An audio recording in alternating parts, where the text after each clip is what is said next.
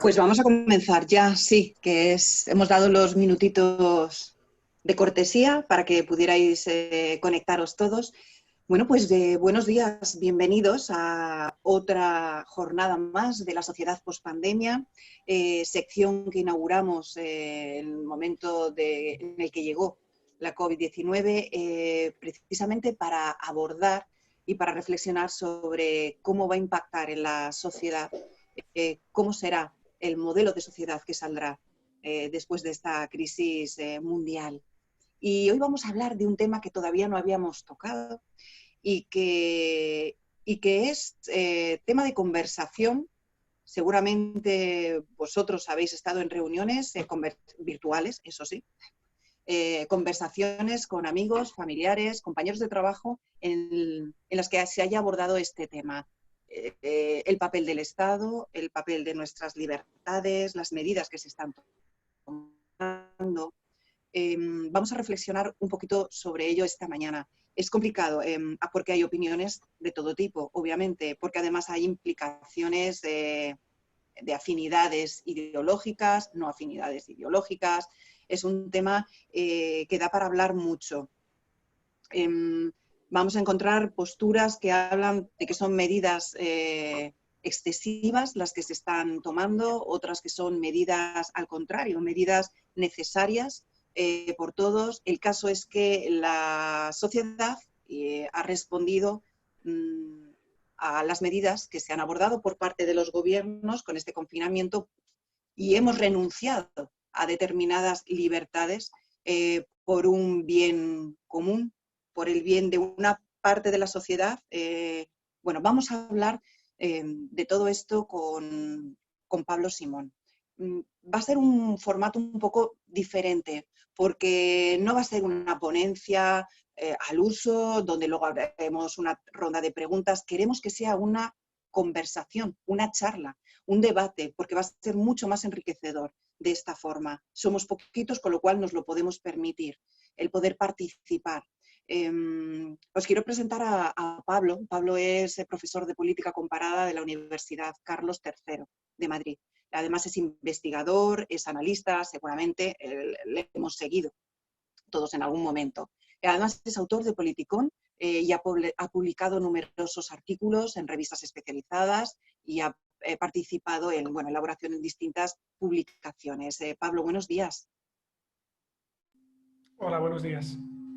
¿Qué tal? Estábamos hablando antes de lo difícil que está siendo el ejercer la profesión en estos momentos. Además, él pertenece a un sector, la educación, que como todos se está viendo modificados sus formas de trabajar y bueno, está viviendo una auténtica revolución. Es otro de los sectores que están, junto con el de la sanidad también, están volcados al 100%, ¿no? Al 500% para poder llegar a sus alumnos, a los estudiantes. Y bueno, luego también hablaremos un poquito más de este tema con él, pero yo creo que vamos a comenzar ya, si os parece, Pablo. Vamos a entrar en materia, así que cuando quieras. Vale, pues antes de nada, muchas gracias por la invitación y gracias a todos por venir. La idea que tenía de presentación hoy es básicamente plantear 7 puntos o 7 aspectos para debate en función de lo que conocemos a propósito de lo que es una pregunta, entiendo yo, muy genérica y también muy especulativa, que es básicamente en qué medida nos encontraremos con un escenario de pérdida de libertades o podemos encontrarnos con una situación en la cual fórmulas de autoritarismo de una forma o de otra terminen imponiéndose a raíz de lo que ha sido el impacto de esta pandemia que aún sigue entre nosotros, que no sabemos cuánto tiempo continuará y en qué medida esto condicionará también la forma de ordenar nuestras sociedades. Por lo tanto, si os parece, voy a plantear 7 cuestiones o 7 elementos que pondré encima de la mesa para que desde ahí podamos construir después una discusión un poco más ordenada, ya que creo que en general en el debate público falta precisamente esto, claridad conceptual, y yo creo que deberíamos comenzar por aquí antes de seguir profundizando en la discusión. La primera es que es un hecho indudable que a partir del estallido de esta pandemia y sobre todo de la crisis de la COVID-19, que ha evidentemente golpeado a todos los países del globo, que ha llevado a medidas políticas sin precedentes en la historia de la humanidad, como ha sido confinamientos masivos de nuestras poblaciones. Recordemos que para mediados de abril la mitad de la población mundial estaba de una forma o de otra confinada. Nos hemos encontrado en esta situación de pandemia global que se comenzó a mirar desde fases muy tempranas al que fue el epicentro del estallido de la COVID-19, que fue China, concretamente la provincia de Wuhan. Y en muchos casos empezamos a escuchar análisis que planteaban que el modelo chino era un modelo a imitar, que era un modelo que había tenido la suficiente eficacia y capacidad para controlar la pandemia, en lo que ya era un incremento progresivo de lo que los expertos llaman poder blando o soft power de China. Cada vez está más claro que China es una potencia emergente que lleva por delante la capacidad de convertirse a lo largo de este siglo tal vez en la primera potencia a nivel mundial y por lo tanto que tenemos que fijarnos más en ella. Y muchos analistas comenzaron a partir del estallido de la pandemia a decir que las medidas severas de confinamiento que había aprobado China, que la construcción incluso espectacular de hospitales en tiempo récord, que el hecho de que se hubiera realizado medidas de geolocalización de su población mediante el uso de datos privados para ver si había brotes o no, entre otras medidas, eran algunas de las políticas que explicaban que ellos hubieran sido exitosos y que los países europeos no tanto. Y por lo tanto, en última instancia, se dejaba circular o sobrevolaba una tesis, que es básicamente la que vertebrará toda la discusión que tendré a continuación, que es que la democracia podría ser ineficiente en la gestión de este tipo de crisis. Es decir, que un sistema autoritario tendría más capacidad para reaccionar, porque no tendría que verse sometido al vaivén de las opiniones públicas, no tendríamos unos políticos que estuvieran pendientes de las elecciones y que en última instancia pues, sería un modelo deseable. Por lo tanto, lo que sobrevolaba, y esta es la primera tesis, es que la democracia podía ser ineficiente para la gestión de una pandemia y por lo tanto que de una forma o de otra empezaba a sobrevolar también la pregunta de si al final de esta crisis sanitaria, económica y tal vez política, la nueva normalidad terminaría teniendo o no tantos derechos como tenía la vieja normalidad. Es decir, si nos encontraríamos en un escenario en el que no hubiera un equilibrio político diferente en ese sentido. La segunda cuestión o el segundo planteamiento que me gustaría realizar es que la tesis de que la democracia es la mejor manera de gobierno y es la fórmula de gobierno deseable e incontestada en todo el mundo, es más moderna de lo que nos parece. Antes, hasta prácticamente 1989 y la caída de modelos alternativos, uno no podía plantear el hecho de que la democracia terminara siendo la forma de gobierno prevalente en el mundo entero y que esto se fuera a generalizar. De hecho, la propia palabra democracia, en el sentido moderno en el que lo entendemos ahora, no cobra su importancia hasta después de la Segunda Guerra Mundial. Pues bien, durante la década de los 90 y principios de los 2000 se establece una suerte de optimismo democrático que plantea el hecho de que tal vez, tras la caída del muro, nos íbamos a encontrar con un sistema nuevo de ordenación del mundo, multilateral, pactado, pacífico y sobre todo democrático. Y sin embargo, hemos visto durante los últimos 10 años, y esto coincide particularmente con el periodo de la Gran Recesión, que esto ni mucho menos está siendo así. Lo que estamos viendo, y esto es algo que se produce de manera generalizada en los últimos 15 años, es que se está dando un deterioro democrático en cada vez más países. Estamos viendo que cada vez más lugares del mundo comienzan a sufrir procesos de regresión autoritaria, dentro y fuera de las fronteras de la Unión Europea. No son algunos países, los conocidos como el bloque de Visegrado, que incorporan Hungría, Polonia, Eslovaquia y Chequia, o la República Checa, como Turquía, Rusia, o la situación en América Latina, que podría ir desde Bolivia hasta Venezuela, por plantear solo dos casos. Por lo tanto, lo que comenzamos a ver de manera cada vez más reciente es que cada vez más sitios se producen dinámicas de retroceso autoritario. Y esto es, insisto, anterior a que hubiera esta crisis sanitaria, y es importante tenerlo presente. Y nos comenzamos a encontrar en cada vez más casos con lo que los politólogos llamamos son modelos de autoritarismo electoral. Algo que es muy importante recordar es que se celebren elecciones es condición necesaria, pero no suficiente para que nos encontremos ante una democracia, porque prácticamente el 80% de los países del mundo hacen elecciones, de una forma o de otra, desde Arabia Saudí hasta Cuba, hasta China, hasta Rusia, hasta Hungría, hasta España, o Estados Unidos o Canadá, todos ellos realizan elecciones. Sin embargo, esto no necesariamente los cualifica a todos como democracias. Y por lo tanto, una definición muy sencilla que voy a seguir de democracia a partir de ahora, para saber cuáles son los países que podemos calificar como tales o como no, es una frase muy sencilla que yo creo que es relativamente sintética. Y es la idea de que en una democracia es un sistema político en el cual los partidos en el gobierno pierden las elecciones. Es decir, son sistemas políticos en los cuales la alternancia en el poder es posible. Si nos encontramos con un sistema político en el cual se realizan elecciones son manipuladas o se desarrollan de manera fraudulenta, la oposición no puede plantear crítica al gobierno y por lo tanto no puede optar de manera creíble a algún día desempeñar las altas magistraturas del Estado. Si los medios de comunicación están censurados o no pueden desarrollar sus actividades. Todo esto ya me está apuntando a que es prácticamente imposible el que el partido que se encuentra en el poder pierda las elecciones. Y por lo tanto, ahí nos encontraríamos con un sistema de carácter no democrático. Ojo, esto no significa que la alternancia se tenga que dar siempre. Es decir, no importa que puedan seguir los mismos partidos en el poder. Yo no diría que Alemania no es un sistema democrático porque Angela Merkel continúe en el poder desde principios de los años 2000. Pero sí sabemos una cosa, y es que Angela Merkel puede perder el poder. Es decir, la gente puede libremente votar a otros partidos que pueden formar coaliciones alternativas y desalojarlas del gobierno. Mientras que esto, por ejemplo, ahora mismo en Turquía o en Rusia es bastante improbable, porque básicamente, incluso aunque pierdan las elecciones, los partidos que están en el poder pueden cancelarlas, pueden revocarlas o pueden manipularlas para continuar con los mismos liderazgos. Por lo tanto, segunda premisa, el autoritarismo electoral es algo que iba increciendo antes de la pandemia y que hace que yo califique como democracias única y exclusivamente aquellos sistemas en los cuales los gobernantes pueden perder el poder.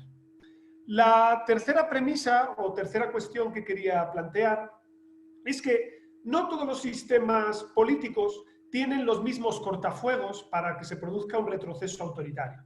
Es decir, que tenemos que fijarnos en tres elementos distintos para saber en qué medida el retroceso autoritario es más o menos probable. Y fijaos que estoy hablando en términos de probabilidad, no de inevitabilidad.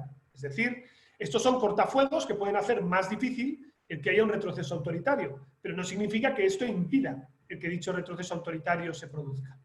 Desde esta perspectiva, tres son al menos los elementos que importan.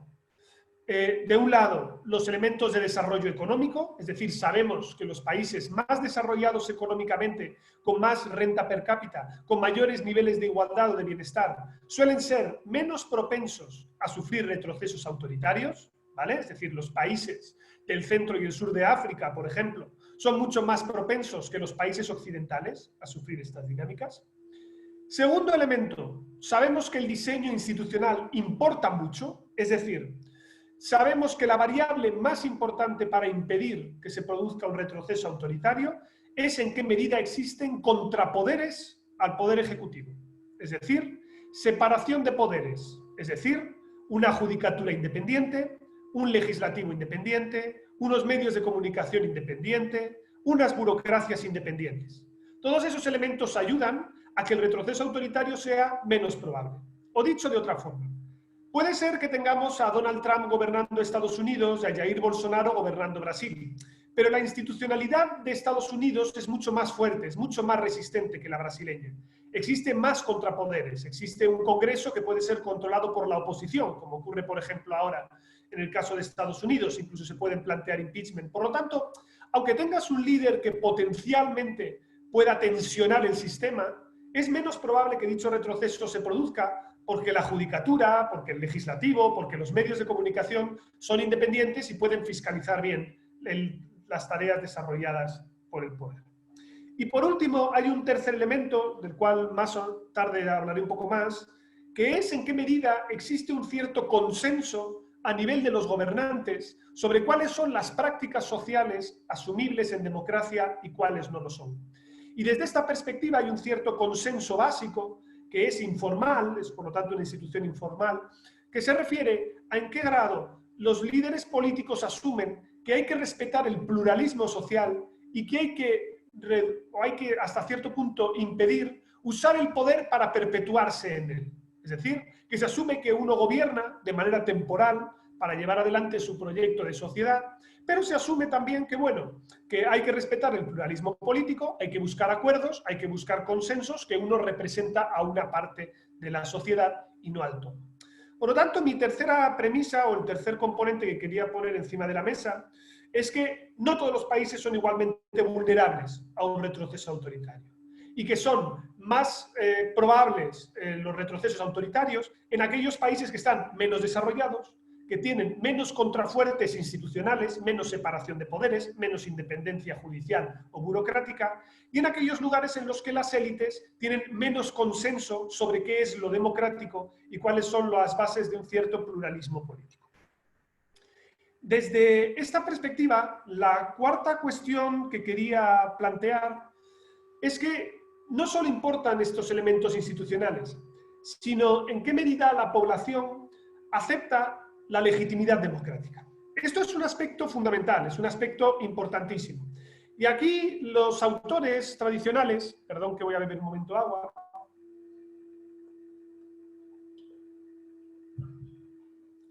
Aquí los autores institucionales distinguen entre dos tipos diferentes de legitimidad. La legitimidad de carácter difusa y la legitimidad de carácter específica. La legitimidad de carácter difusa se refiere a en qué medida uno considera que el régimen político es legítimo por la superioridad de sus reglas. Por el contrario, la legitimidad específica se liga a en qué medida uno considera mejor un régimen político por los resultados que te genera dicho régimen político. La idea es relativamente sencilla de entender. La legitimidad de una democracia, en términos de legitimidad difusa, es superior a la de las dictaduras. ¿Por qué? Porque intuitivamente a todos nos parece más justo votar a nuestros gobernantes que nos gobierne nuestro gobernante porque es hijo de un rey o porque ha llegado al poder mediante un golpe de Estado, ¿vale? Por lo tanto, la legitimidad difusa permitiría que las democracias sean más estables que las dictaduras. ¿Por qué? Porque en una dictadura no se puede separar el régimen de los resultados de las políticas del régimen. Es decir, el apoyo al régimen dictatorial es totalmente instrumental. La gente apoya al régimen dictatorial en tanto que funcione.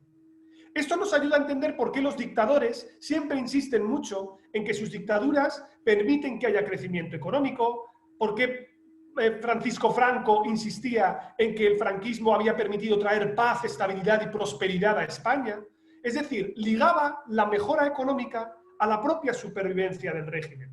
Por lo tanto, normalmente los académicos, pecando de optimismo, siempre habían considerado que las democracias eran más estables que las dictaduras, porque en una democracia tú puedes estar enfadado con el gobierno cuando hay una crisis económica, pero no enfadado con la democracia en su conjunto. Tú querrás que el gobierno se vaya a casa, pero no querrás cancelar las elecciones. Sin embargo, en una dictadura, cuando hay una crisis económica, tú quieres que se vaya el gobierno a casa, y ahí el gobierno es también el régimen. Por eso, muchos países dictatoriales son muy vulnerables a las crisis económicas, a lo que podríamos llamar son crisis de eficacia. Esto era lo que nosotros planteábamos en general hasta muy recientemente.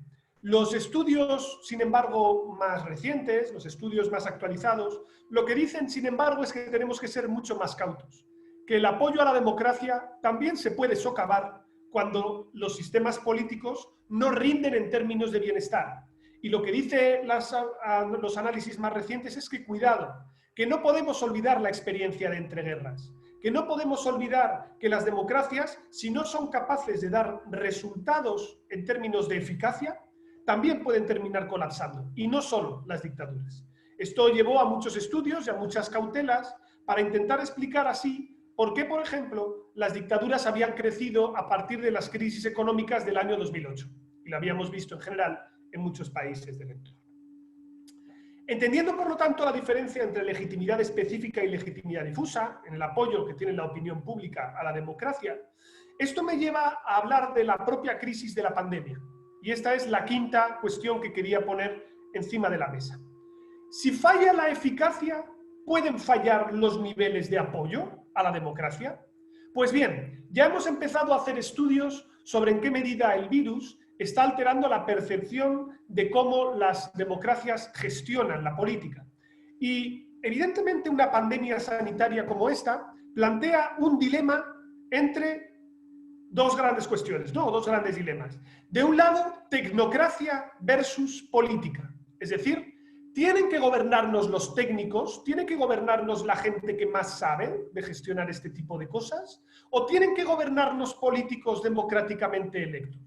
Fijaos cómo este dilema no es una cuestión nueva. Desde Platón prácticamente podemos hablar de esta idea de el basileo rei, el filósofo rey, la tecné politiqué, es decir, que nos gobiernen los tecnócratas, que nos gobiernen los mejores, que nos gobiernen los expertos, no aquellos que hemos votado para que nos gobiernen, que representan intereses de parte, representan intereses sociales. Pero además es indudable que hay una tensión entre libertad y control de la salud. Es decir, que podríamos dejar que nuestras sociedades continuaran teniendo el desarrollo de sus libertades de manera normal, pero sabemos que las políticas sanitarias implican necesariamente en este contexto, dadas las medidas que hemos aplicado o estamos planteándonos aplicar, restricciones en términos de libertad. Confinar a la gente y obligarla a salir a comprar solo o que salga en determinadas franjas horarias es una restricción a la libertad, en teoría, por razones de salud. El que, por ejemplo, establezcamos aplicaciones en nuestros móviles para que se pueda contrastar si existe un brote o no de coronavirus en tu barrio o entre tus personas cercanas, es darle al Estado la capacidad de tener acceso a tu información personal, también sanitaria. Estamos restringiendo nuestras libertades individuales y se las estamos cediendo al gran hermano. Pero incluso en un contexto en el cual la gente está encerrada, la gente también se ve afectada en sus actitudes políticas y en sus actitudes personales. Es decir, si algo hemos visto es que esta pandemia, cuando todos estábamos encerrados, ha incrementado en un 20% los diagnósticos de enfermedades como es la ansiedad, como es la depresión, como es la incapacidad para conciliar el sueño durante las noches, y por lo tanto genera un entorno en el que, y esto es lo más importante, se abre una ventana de oportunidad para que un líder político aproveche e introduzca restricciones en las libertades bajo el pretexto de la protección de la salud. Lo que nos hemos encontrado en los sondeos, y este sondeo se ha hecho para españoles durante el periodo del confinamiento, es que se han incrementado masivamente el apoyo de la población a que haya un líder fuerte que tome decisiones para proteger la salud y que lo haga bajo los parámetros de tecnócratas o especialistas en gestión de pandemias. Por lo tanto, en última instancia, lo que estamos viendo, y esta es la quinta asunción o la quinta premisa, es que se está incrementando el apoyo, los niveles de apoyo a líderes fuertes, a la aplicación o restricción de libertades para controlar la situación de pandemia, la situación de protección de la salud. Sexta premisa. Esta cuestión que estoy planteando hasta ahora, que opera en un plano hasta cierto punto teórico y que ahora he complementado con algunos sondeos más, también lo estamos viendo en casos prácticos. Es decir, ya estamos viendo cómo líderes políticos están introduciendo restricciones a las libertades que van a tener un carácter permanente, que no van a remitir después de la pandemia.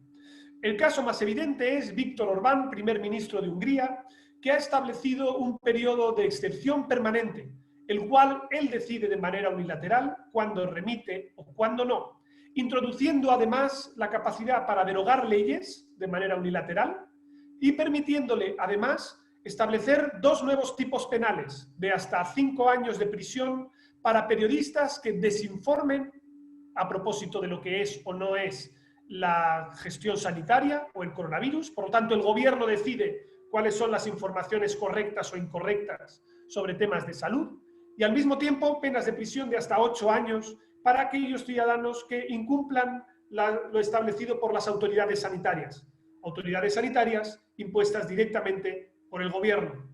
Por tanto, a efectos prácticos, y aunque esto ya estaba ocurriendo antes, fijaos cómo líderes fuertes, líderes oportunistas, aprovechan el contexto actual para tratar de introducir restricciones en las libertades. Es importante recordar que esta situación, por más que el debate público en España haya tendido a la hipérbole, no es la situación que se está dando en España? Por una razón muy sencilla, porque en España no existe, o existe lo que no existe en Hungría, que es la posibilidad de que el gobierno sea derrotado en el Parlamento. Es decir, que el gobierno no pueda continuar aplicando sus medidas y, por lo tanto, en última instancia, que no pueda continuar con las prórrogas del estado de alarma. Esto es impensable en una situación como en Hungría, donde el estado de alarma es permanente. En España no. En España hoy mismo estaba celebrándose una sesión de control al gobierno. En España se estaban dando dinámicas por las que el control parlamentario sigue en vigor, por la que el Estado no puede prorrogar la alarma, y el gobierno de España, de hecho, es relativamente débil en comparación con otros gobiernos de su entorno, como Italia o Francia, donde sí tienen una amplia mayoría parlamentaria. Distinto es que el gobierno haya deslizado algunas ideas que sí pueden ser potencialmente peligrosas, como la idea de la regulación de los bulos en Internet o similares, o incluso la pregunta fatídica que hizo el CIS a propósito de este extremo.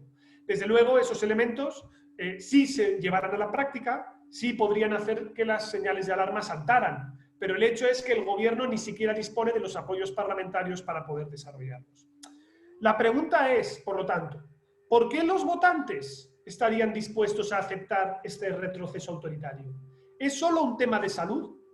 Desde luego, la salud tiene su importancia como mecanismo de protección en estas circunstancias, pero hay un aspecto que no es menor, que facilita el que los líderes políticos puedan funcionar más como Hungría. Y la razón es muy sencilla, y la razón está ligada con la calidad de tus instituciones. En el siguiente sentido.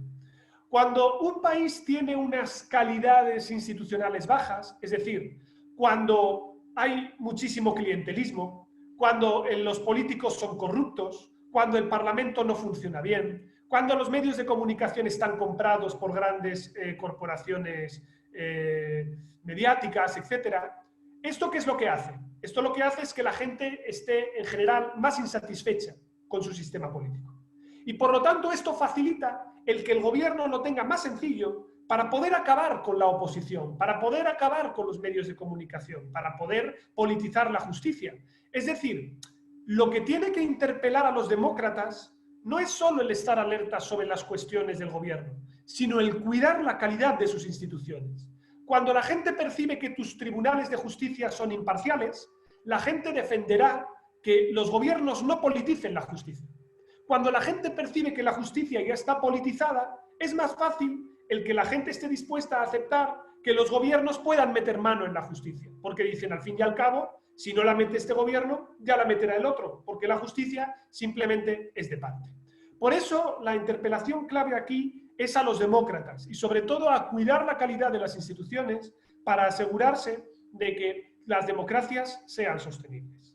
Por lo tanto, y esta es la séptima cuestión que quería plantear, un elemento fundamental para entender que un país puede ser más o menos eficiente para la gestión de la pandemia no tiene absolutamente nada que ver con su carácter democrático o dictatorial. Si uno coge ejemplos en el sudeste asiático, verá que también han gestionado o tan mal han gestionado la pandemia China o Vietnam, que son sistemas autocráticos, o Singapur, que también lo es, como lo ha hecho, por ejemplo, Taiwán, Corea del Sur o Japón, que son países democráticos. Por lo tanto, no existe una asociación entre ser democracia y gestionar peor la pandemia y ser una dictadura y gestionarla mejor. Sabemos que la gestionan mejor los países que han tenido un aprendizaje previo, que han tenido pandemias en el pasado, como ocurrió con la epidemia del SARS-1 entre el año 2002 y 2003, que permitió a estos países estar más alerta, saber que las pandemias les pueden pasar también a ellos, y sobre todo que tienen estados que funcionan, es decir, estados que pueden operar rápidamente sobre el terreno y por lo tanto controlarlas a tiempo. Así pues, y esta era la última cuestión que quería plantear, recordar simplemente que la gestión eficiente o ineficiente de la pandemia no tiene nada que ver con el ser un país democrático o dictatorial. Pero el ligar el ser democrático o dictatorial a la gestión de la pandemia sí es una excusa que pueden emplear los líderes políticos para intentar cercenar nuestras libertades y para hacer que el país devenga en un sistema autocrático. Resumo brevemente las 7 cuestiones que he querido plantear, por lo tanto. Primero, la envidia hacia China es algo que comienza prácticamente tras el estallido de la pandemia, y es algo que está muy vinculado a la ganancia creciente de poder geopolítico en este país. Segundo, recordar simplemente que la democracia como sistema de gobierno incontestado es algo que se da desde hace muy poco tiempo y que incluso viene descartado o desmentido por el retroceso autoritario que estamos viendo durante las últimas décadas y que está muy vinculado a la idea del autoritarismo electoral, es decir, sistemas en los cuales se puede votar, pero el partido en el gobierno nunca puede ser derrotado. Tercero, recordar simplemente que los sistemas que mejor pueden resistir un retroceso autoritario son aquellos países que están con más desarrollo económico, con más contrafuertes institucionales, con más consenso entre sus líderes sobre el pluralismo político. Pero en cualquier caso, y esta era la cuarta premisa, hay que distinguir muy bien lo que es la legitimidad ligada a resultados de la legitimidad de las reglas propiamente dichas. Y las democracias también están expuestas a que si fracasan en términos de los resultados y del bienestar que ofrecen, terminen colapsando de una forma o de otra. Las democracias no están más protegidas que las dictaduras en esto.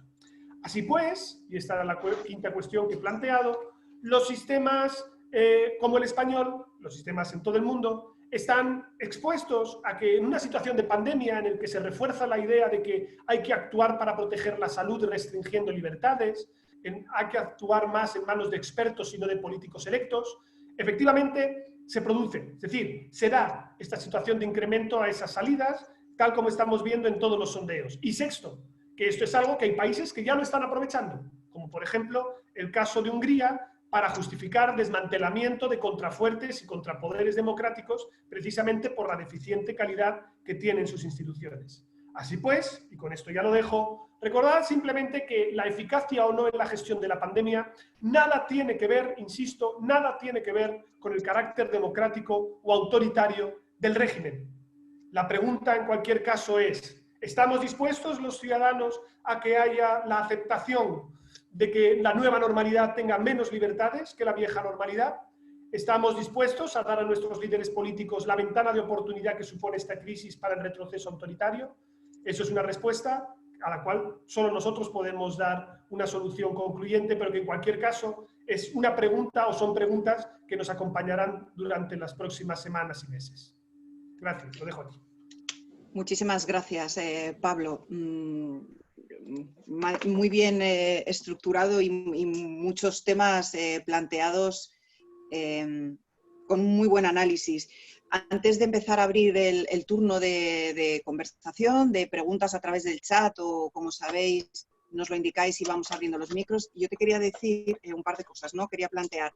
Uno es el tema del proteccionismo y el intervencionismo, porque es verdad que hemos asumido esta mayor carga de intervención y protección por parte del Estado y del Gobierno.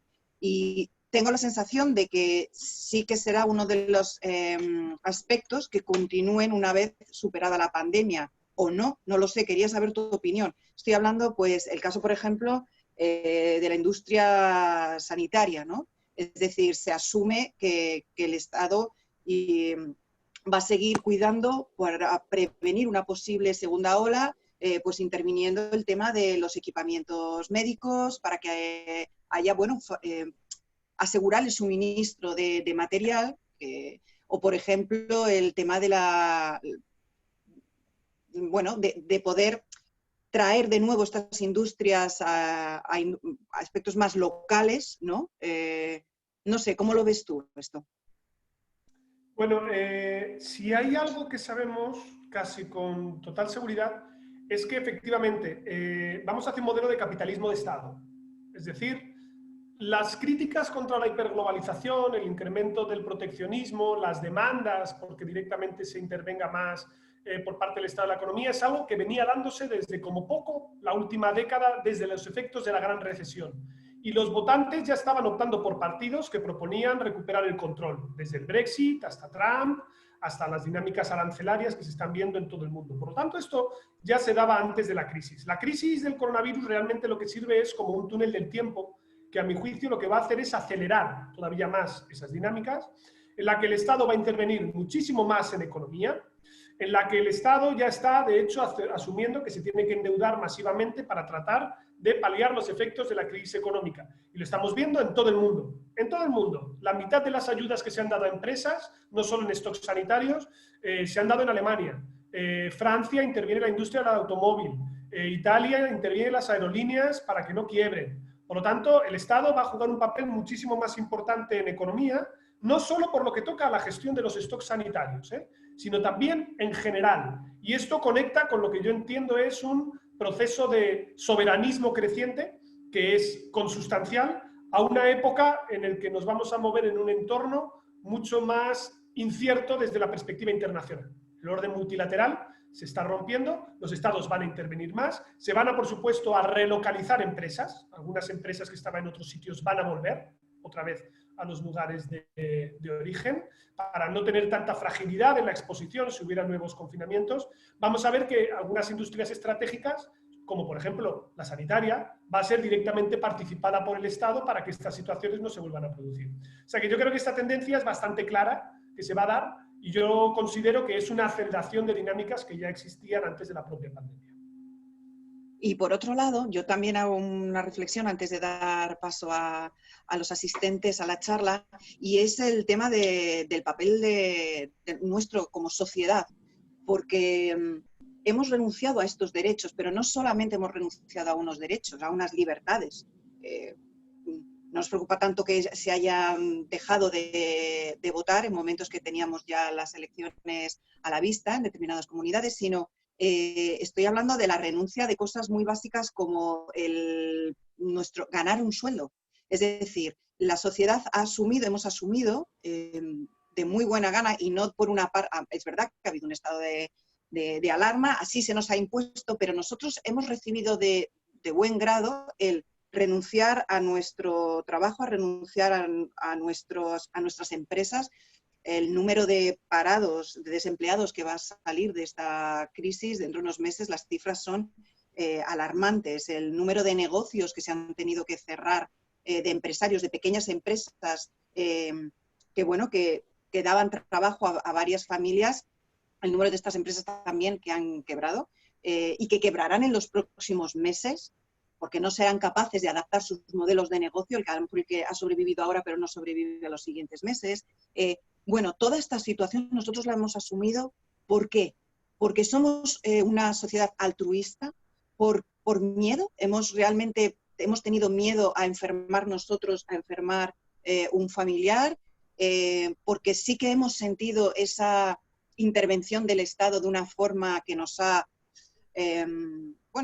nos ha permitido asumirlo de tan buena gana. ¿Dónde crees tú que está nuestro papel, o cómo ha sido nuestro papel en todo este proceso? Como sociedad, quiero decir. Bueno, a ver, nosotros hemos asumido un hecho sin precedentes, y no solo nosotros, sino prácticamente la mitad del mundo, que es el hacer importantes renuncias en términos económicos y sociales por motivos sanitarios. Y esto yo creo que la capacidad que se ha tenido para asumir dichas renuncias ha tenido muchísimo que ver con la generación de una situación de ansiedad ante un virus desconocido, en el cual había muy poca información y se construye una suerte de estado de alerta entre las propias opiniones públicas que hacen que se tome la decisión de manera muy rápida. Y la dimensión temporal aquí es clave, porque ahora estamos ignorando cuál era el clima de opinión entonces. Pero hemos pasado, y esto es lo llamativo, de criticar porque se confinó demasiado tarde a criticar porque se está desconfinando demasiado lento. Es decir, hemos pasado de asumir en el contexto de emergencia o de alarma en el que estamos que había que haber reaccionado con mayor prontitud para salvar más vidas, y esto tenía que ser la prioridad, a estar ahora poniendo en la balanza que efectivamente el confinamiento tiene unos costes, y que confinar lo que implica de una manera o de otra es que las poblaciones tienen que asumir una pérdida económica que además sabemos que no se va a distribuir de manera equitativa, porque va a haber gente que va a sufrir más el impacto de la crisis económica que otros. Y por lo tanto, yo creo que estamos viendo ya una cosa evidente, y es que a medida se va reduciendo esa percepción de la situación de alarma, a medida tenemos la percepción de que la pandemia está más controlada, tenemos la percepción de que nuestros sistemas sanitarios están más equipados, tenemos la percepción de que ya todo el mundo podemos, hasta cierto punto, salir a la calle con nuestra mascarilla, tomando las medidas higiénicas, porque ya hemos tomado un poco dimensión de la gravedad de la pandemia. Ahora lo que está habiendo es protestas. Está habiendo protestas y la gente lo que está pidiendo es ir más rápido. desconfinar antes. Y esto lo estamos viendo en diferentes gobiernos, de diferentes colores políticos, lo estamos viendo en diferentes países, desde Estados Unidos, Alemania, Reino Unido, España. Esas protestas se están produciendo. Por lo tanto, es verdad que hemos hecho una renuncia a unas libertades en un espacio temporal muy concreto. La pregunta es, más bien, ¿no? En esta nueva normalidad, es decir, cuando hayamos todos, entre comillas, o tengamos ya todos, entre comillas, en algunos casos puntuales, libre movilidad dentro de España y libre movilidad también con otros países, y estemos ya en una situación en la que se van estableciendo estas medidas de sanidad, ¿cuántas libertades hemos perdido? Es decir, ¿cuál es el punto de retorno? ¿Es un punto igual, más alto o más bajo en términos de nuestros derechos? Porque no creo que, por ejemplo, sea un derecho humano el que haya que llenar el aforo de una sala de cine al 100%. A lo mejor hay que llenarlo al 66% en esta nueva normalidad. Eso yo no creo que sea una restricción de derechos. No lo creo. Pero sí que es verdad que esto genera una pérdida de empleo. Y esa pérdida de empleo, la pregunta es, ¿hay alguien que compense a quien es damnificado por estas medidas? Y una vez más, esto vuelve a interpelar otra vez al Estado y a las medidas que se están tomando para salvar el empleo, ¿no? Por lo tanto, termina siendo una pescadilla que se muerde la cola. Y ahí es donde yo creo que cuando hayamos terminado todo este proceso, más allá del verano, vamos a tener que hacernos muchas preguntas. Sobre todo, la destrucción de empleo ya está ocurriendo, ¿no? Pero sobre todo, pues a partir de otoño, cuando haya pasado más igual la temporada turística, ya veremos cómo se hace, cómo de desolador es el paisaje con el que nos encontramos en términos económicos y cómo de restringidas están las libertades con las que comenzamos, porque desde luego octubre no va a ser febrero. Es decir, el punto de llegada va a ser muy diferente al punto de entrada con esta pandemia. Y ahí es donde tendremos que ir analizándolo caso por caso. Incluso si vemos que hay un rebrote, que todo apunta a que puede suceder, se puedan incrementar esas medidas. O sea, podemos ir hacia un aumento más restrictivo. Lo sensato será que si hacemos bien los deberes, los rebrotes sean más localizados y controlables. Es decir, que no haya que volver a reconfinar a todo el país, sino que podamos localizar que si ha habido un brote en un municipio concreto o en un sitio concreto, se tomen las medidas oportunas para aislar a las personas concernidas en ese espacio. Y yo creo que esto, pues ahora por ejemplo acaba de ocurrir, ¿no? En Lleida acaba de haber ahora mismo un rebrote, ¿vale? Esto va a hacer que las medidas de desconfinamiento se retrasen. Se ha localizado a las 20 personas que estaban en la fiesta. Se ha visto con quienes han tenido contacto, las rastreamos. Bueno, es que esto es lo que vamos a tener que hacer, nos guste o no nos guste. Pero nosotros, respetando más los derechos y libertades individuales, que es que no vamos a poder trazar al minuto dónde está cada una de estas personas, porque tienen derecho a que el Estado no sepa dónde está en cada uno de los momentos. Esto va en la línea de algo que te preguntaba Chema, aparte de decir que ha sido una exposición excelente. Chema te preguntaba que dónde quedaba la calidad de la ciudadanía en toda la argumentación, ¿no? El tema de la autorresponsabilidad por cumplir las recomendaciones del confinamiento. Yo ya he visto que enfrente de mi casa hay una terraza o un barecito, lleva desde el lunes abierto, desde las 10 de la mañana hasta las 2 de la madrugada. O sea, pero como si fuese agosto, vacaciones, la gente relacionándose en las mesas, hablando, no lo sé. Claro, es decir, al final todas estas medidas, y sobre todo estamos en un contexto en el que las medidas tienen una enorme incertidumbre, porque las medidas van cambiando y yo, honestamente, todavía no he entendido lo de las franjas y estoy en fase 1, ¿vale? O sea, todavía no sé si puedo volver a ir a una fiesta a las 10 de la mañana o a las 11 de la mañana, aunque no sea mi franja, y tengo que esperarme en la fiesta hasta la hora de la franja del paseo, o puedo volver a cualquier hora, ¿vale? O sea, la pluralidad normativa y el caos y la incertidumbre que está generando toda esta situación es notable, ¿vale? Porque incluso en una semana has cambiado de fase y la regulación que tenías en la anterior ya no te vale. Entonces te tienes que actualizar y yo creo que se está cometiendo un déficit importante en dar información a los ciudadanos y a las empresas y a los comercios sobre qué pueden y qué no pueden hacer. ¿Vale? Yo creo que aquí hay un déficit importante. Pero sí que es verdad que los equilibrios sociales detrás de las leyes importan. El cumplimiento de las leyes depende de su aceptación y de su legitimidad social. Y en última instancia, el Estado no puede poner un policía detrás de nosotros para asegurarse si nos ponemos la mascarilla o no, que es algo que es visual y relativamente fácil de controlar. Pero si vamos en ese momento a comprar a la farmacia, y es casi mejor que no lo haga, porque ha habido muchas arbitrariedades policiales y la propia policía ni siquiera sabe a veces cómo aplicar los protocolos, ¿vale? O sea, casi prefiero que no. Pero sí que es verdad que aquí ya entra la autorresponsabilidad individual. Estamos ya en ese punto en el cual cada uno de nosotros tiene que ser consciente de si está cumpliendo o no las medidas de seguridad y de si está haciéndolo para proteger su salud y la de los demás o no.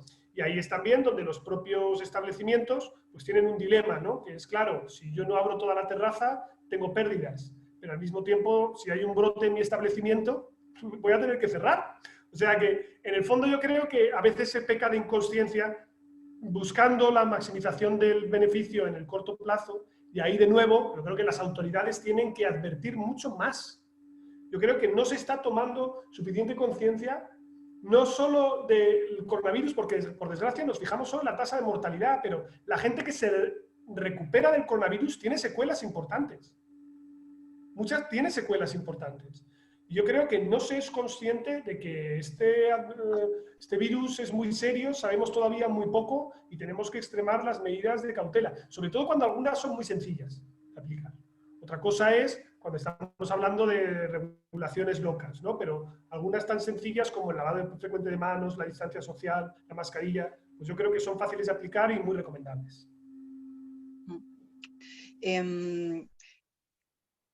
¿Queréis, si os parece, abrimos los micrófonos para que podáis preguntar vosotros? Juan Antonio, ¿quieres abrir el micro para plantear tu pregunta sobre la Unión Europea? Sí, hola, buenas. Gracias Isabel y gracias a ti, Pablo, por la exposición. Yo creo que de alguna manera la pregunta que habían lanzado en el chat has tocado en una de tus exposiciones anterior. Yo quería decir que ante este intervencionismo que estamos viendo y observando, y obviamente los populismos y las direcciones diferentes que están tomando los distintos países, hablo de Europa, si no ves que estamos en un momento de fricción y de riesgo de la propia estructura de la Unión Europea, ¿no? Porque tenemos una dualidad que fue voluntaria, de soberanismo del país y de las instituciones europeas, una parte en la que estamos gobernados por nuestras propias instituciones, pero otras por Europa, y ahora hay un conflicto y donde quizás ese conflicto prime el populismo, los plazos, la burocracia local y, por tanto, ¿cómo ves esa parte de Europa? Bueno, gracias por la pregunta. Sobre la cuestión europea, hay varias cuestiones, ¿no? Hay varios aspectos que se podrían tratar aquí. El primero es que yo, sin lugar a dudas, estoy convencido de que la Unión Europea está reaccionando mucho mejor a esta crisis económica de lo que lo hizo en la gran recesión del año 2008. Porque si uno vuelve a hacer memoria de la situación de crisis que hubo entonces, desde luego ni se reaccionó a tiempo, ni se permitió una salida ordenada de la crisis, y esto dejó unas enormes secuelas políticas. Es decir, el auge de los populismos en Europa no se puede entender sin las cicatrices de la gran recesión del año 2008 y sin la gestión que hizo la propia Unión Europea. Yo creo que la política de avales del Banco Central Europeo, que la Comisión se haya comprometido a hacer un seguro europeo de desempleo, o incluso la presentación hoy por parte de la Comisión de un plan que parece ir muy en la línea del eje franco-alemán, con inversiones directas a los países a cambio de, parece, algunas reformas, pues yo creo que van en la dirección adecuada.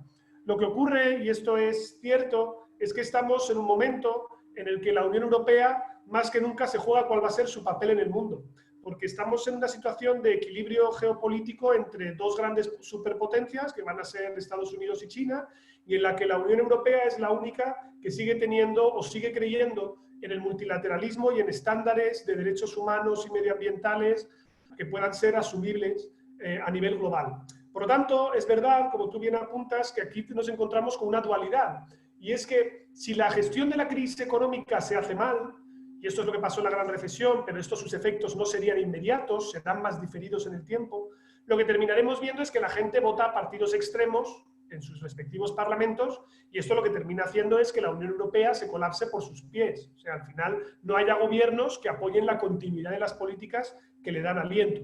Y por lo tanto, en última instancia, yo creo que la Unión Europea es consciente de ello. Y por lo tanto, yo creo que durante estos semanas, meses, se está decidiendo qué es lo que va a pasar el año o los 2 años que vienen, ¿no? Y la velocidad de los ritmos de ajuste que van a tener que hacer las respectivas economías nacionales. Si los planes salen mal, en un año España está recortando. En un año España no tiene una deuda pública sostenible y tiene que hacer ajustes. Los ajustes, el problema que van a tener es que van a enfadar a mucha gente. Y esto lo que va a generar es que la gente se desplace más probablemente a votar a partidos extremos. Que sí, la situación económica está más o menos controlada, más o menos incremental, se hacen algunas reformas, y esto permite que sea más sostenible. Este dilema se va a producir en todos los países europeos. Y por lo tanto tenemos que estar muy atentos sobre en qué medida se hacen o no unas políticas u otras. Ahora bien, este colapso o esta decadencia de la Unión Europea yo creo que no sería inmediata. Es decir, que tendríamos que esperar un poco, porque lo que tenemos primero es una crisis sanitaria que lleva a una crisis económica que puede o no llevar a una crisis política. Es este tercer paso el que dependerá mucho de cómo la política gestione el paso anterior. No sé si con esto más o menos respondo a la pregunta. Sí, muchas gracias. Desde Argentina, Daniel nos planteaba una pregunta. No sé si Daniel se ha desconectado, porque no le veo por arriba. Daniel, si sigues ahí, ¿quieres plantear tú la pregunta, Pablo? Bueno, yo es que no conozco el tema de Argentina. Sé que pregunta en concreto por Argentina, creo, ¿no? Sí. Es que no conozco, lo lamento muchísimo, pero no he seguido la actualidad de Argentina. O sea que creo que no voy a poder ser de ayuda en esa pregunta. Armando, ¿quieres hacer la pregunta tú? ¿Tiene mucho ruido, Armando? Vale, pues te la planteamos. Sí, he visto la pregunta, ¿no? Es muy arriesgado decir que se tomó como modelo China por parte de Occidente. Cuando comenzó la pandemia, vamos a ponernos en el contexto cuando comenzó, ¿vale? Porque el problema que tenemos es un sesgo retrospectivo. Hablamos ahora como si lo que ocurrió entonces lo hubiéramos hecho con los parámetros de ahora y con la cabeza de ahora. Ahora ya sabemos que China manipuló cifras y que tuvo tasas de mortalidad mucho más altas de la que nos dijo. Ahora ya sabemos que China no es el único modelo en el sudeste asiático que podíamos seguir para aplicar políticas de confinamiento. Sin embargo, cuando esto comenzó, todo el mundo miraba a China.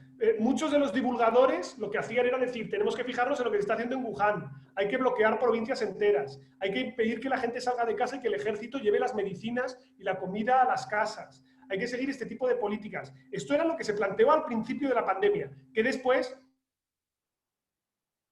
sí que sirvió para que algunos colaran el argumento de que los sistemas autoritarios tenían mayor capacidad de gestión que otros que no. Con el tiempo hemos visto que no, que hay variación entre los distintos países y que el componente democrático o no es relevante a la hora de entender en qué sentido se gestiona mejor o peor la pandemia. Esto lo hemos visto porque en Europa hay muchísima variación y en el sudeste asiático también. Ahora, sí que es cierto una cosa, y es que siempre estamos comparando entre países que tienen state capacity, es decir, países que tienen Estado. Hay algo que no tenemos ni idea, y es que si los datos siquiera son comparables entre países.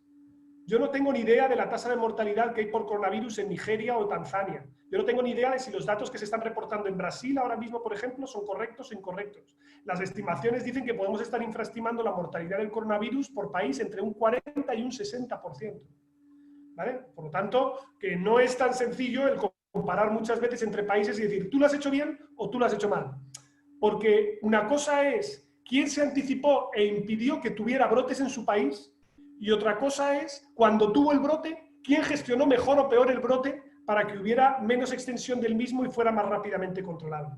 Y son dos preguntas distintas que interpelan a calidad en la gestión de la crisis diferentes también. Por eso muchas veces decir quién está en la Champions League de los que lo han hecho bien o quiénes están mal, desde luego no sabemos con total certeza, porque a lo mejor si España hubiera tardado el coronavirus una semana más en llegar de lo que nos tardó en llegar, a lo mejor hubiéramos confinado antes, o hubiéramos confinado a tiempo para impedir que hubiera nuevos brotes. No lo sabemos, porque tendríamos que meter el mundo en un laboratorio, en un túnel del tiempo alternativo, y por eso es muy complicado saber en qué medida se gestionó bien o mal, aunque desde luego sabemos que en Europa en general y en España en particular se respondió tarde, ¿vale? Es decir, respondimos tarde, sobre todo los occidentales, porque probablemente nos creíamos mucho mejores que otros países del sudeste asiático y pensábamos que estas cosas no podían pasar aquí.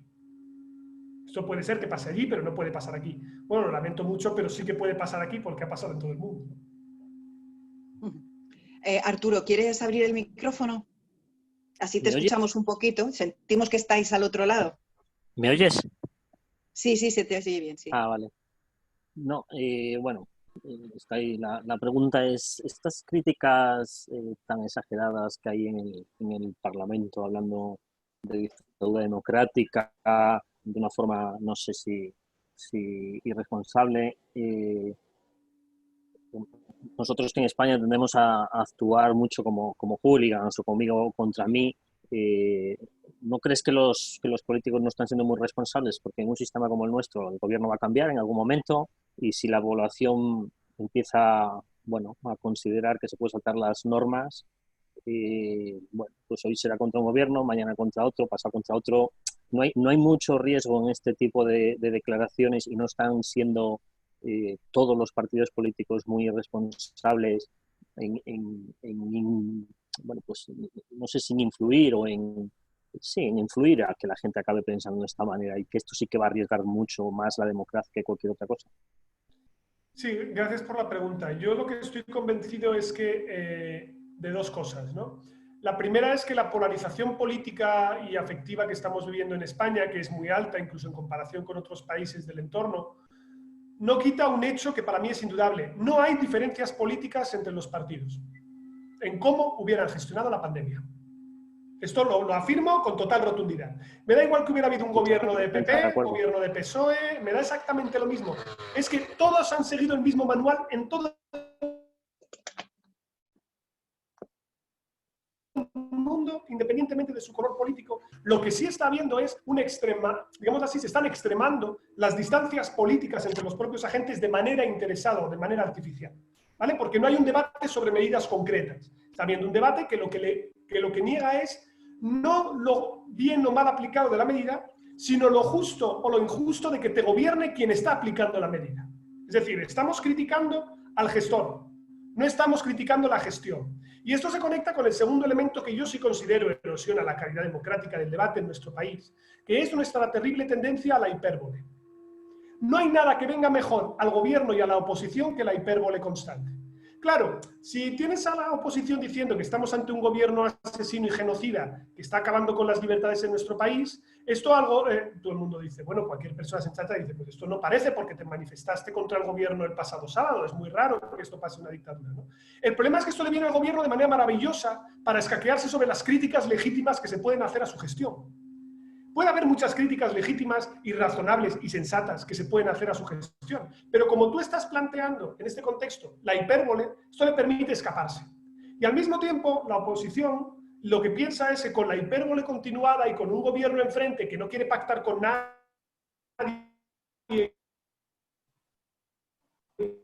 que va a la suya, etcétera, lo que tiene otra. Y por lo tanto, el problema de esto es que en España, a diferencia de otros países, en la gestión de la crisis sanitaria han entrado consideraciones de carácter político demasiado pronto. Es decir, es inevitable que tarde o temprano se vaya a hacer un juicio político sobre las cuestiones sanitarias. Sin embargo, esto en otros países ha ido más progresivamente o más lentamente. Y esto, sin embargo, por desgracia, por lo que toca al gobierno español, esto se ha precipitado de manera mucho más acusada, incrementando la polarización. Y me gustaría decir que esto no está ocurriendo en todas las administraciones. Me gustaría decir que hay autonomías y municipios en España en los que está habiendo amplios acuerdos transversales.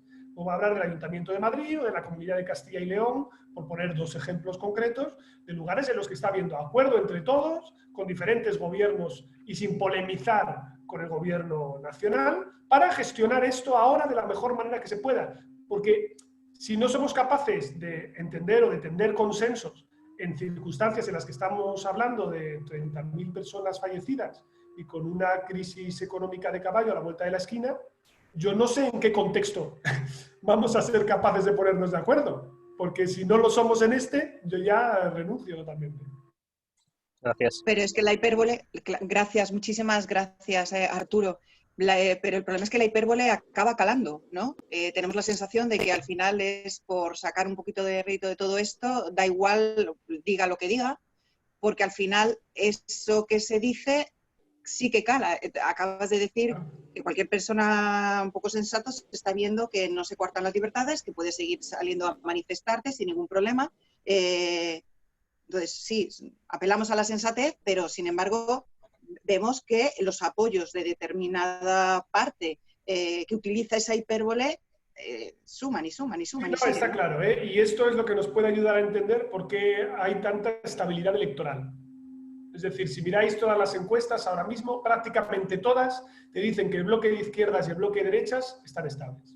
no se mueven. Cambian los apoyos internos, ¿vale? Algunas son un poco PP baja Vox, otras son un poquito PSOE en otros no, tal, pero realmente no se mueve. ¿Por qué? Porque la polarización en España también antecedía a esta crisis y no está haciendo más que acelerar esa dinámica. Mira, Adriana te pregunta si cuáles son para ti los top 3 problemas a los que se enfrenta la democracia en España. Aparte de 2 preguntas más. Pero... Así en general, hombre, evidentemente, desde luego la calidad, hombre,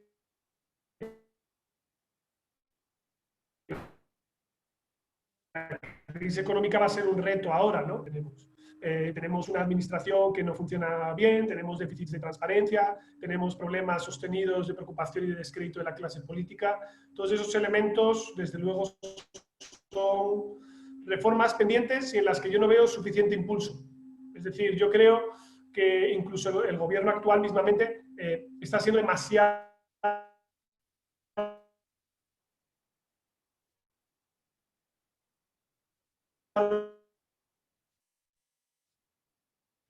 complaciente al ignorar, afrontando con la suficiente seriedad. Carlos, ¿quieres abrir el micrófono? Carlos Guerra. No sé si podrás, porque sabemos que tiene un bebé. Sí, por eso, hola. Por eso, hola, Carlos, ¿qué tal? ¿Qué tal? Nada, era simplemente esto lo que puse en el chat, Pablo. Encantado y muy buena la ponencia. Nada, la pregunta era vincular, si tú vincularías lo que es digamos, el auge un poco del modelo chino, que efectivamente venía de tiempo atrás, que se haya puesto más de moda ahora, con cómo han venido la pandemia, su gestión de la pandemia, con una pérdida de liderazgo de los Estados Unidos, ¿no?, en los últimos años, no solamente ahora con Trump, sino quizás un poco de antes. ¿Tú establecerías algún tipo de vínculo ahí? Muchas gracias. Sí, gracias por la pregunta. Desde luego hay una vinculación evidente, porque a efectos prácticos lo que vemos es que hoy las guerras no se hacen de manera militar, sino de manera comercial y tecnológica, y que a efectos prácticos las 5 principales tecnológicas, o prácticamente el 70% del comercio mundial, pasan por China o Estados Unidos.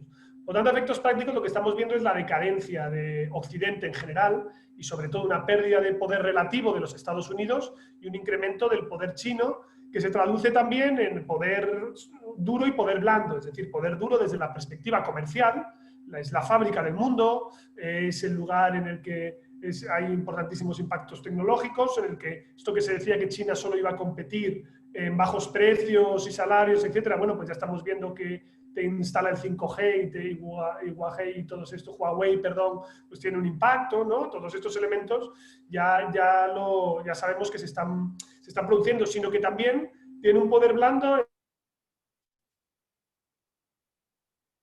en términos de modelo. Es decir, Erdogan, chino, o sea, te lo dicen directamente.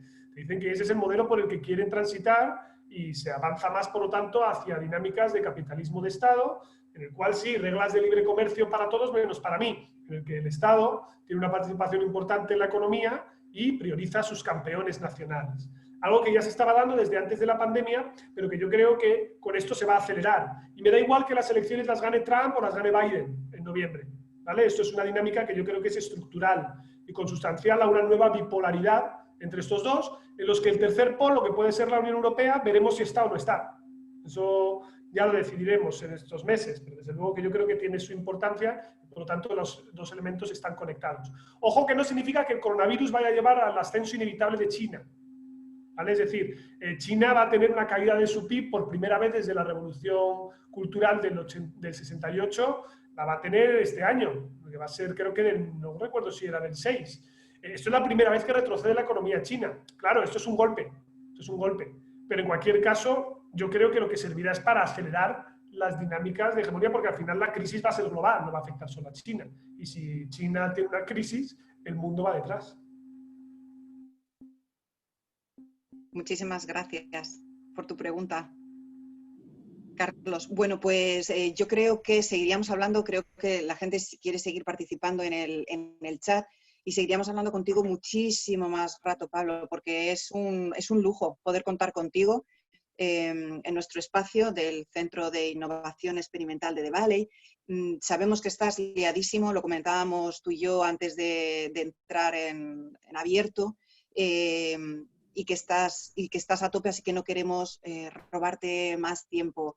Muchísimas gracias, Pablo, de verdad, de corazón. Te invitamos a que cuando podamos ir al espacio físico, nos encontremos allí, nos veamos las caras, hagamos de nuevo un debate. Habrá pasado unos cuantos meses, con lo cual tendremos ya, estaremos en otro lugar colocados para poder ver dónde han quedado las reflexiones que han surgido hoy. Así que muchísimas gracias, Pablo, de verdad, un beso enorme. Gracias a vosotros, que vaya muy bien. Cuídate mucho. Y a vosotros los que nos seguís ahí en el Club de Plays, muchísimas gracias por seguirnos cada mañana, cada tarde en nuestros eventos. Ya queda menos para podernos encontrar, juntarnos y vernos. Mientras tanto, os recuerdo que sigue nuestro espacio virtual abierto. Está siempre 24/7, clubdeplays.com. Para los que todavía no sois parte de nuestro club, os invitamos a que os suméis. Ya sabéis que todas estas charlas luego podéis verlas dentro del clubdeplays.com. Y os adelanto que el próximo evento ya será el 16 de junio. Vamos a contar con Victoria Camps, martes de 16 a las 12 de la mañana para hablar de los derechos y los deberes en tiempos de pandemia. Así que nos vemos el día 16. Mientras tanto, cuidaos mucho, por favor. Y un beso enorme a todos. Nos vemos, ya sabéis, en The Place, donde el futuro es presente. Gracias.